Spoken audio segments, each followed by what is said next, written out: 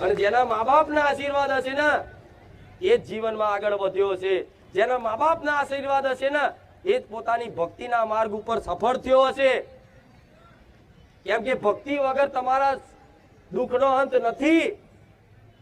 દુનિયાનું પ્રાપ્ત કરી લો, જાઓ હું તો મારા ભગવાનને એવું કહું છું કે બધાને સુખી કરી દો, પણ સંતોષ થશે નહીં થાય। કાલે એની એ જ માગણી, આજ જે માગણી લઈને એની પૂર્તિ થઈ જાય તો આવતા રવિવાર તરત બીજી માગણી, બીજા રવિવારે કદાચ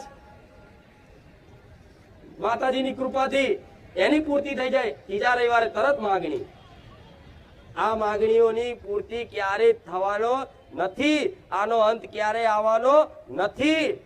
એટલે છે ને આ બધી ઈચ્છાઓ જે છે ને એ બધી ત્યાગી દેવી પડે અને કહેવાય કે માં હવે તારા શરણે છું ને, મારા પરિવાર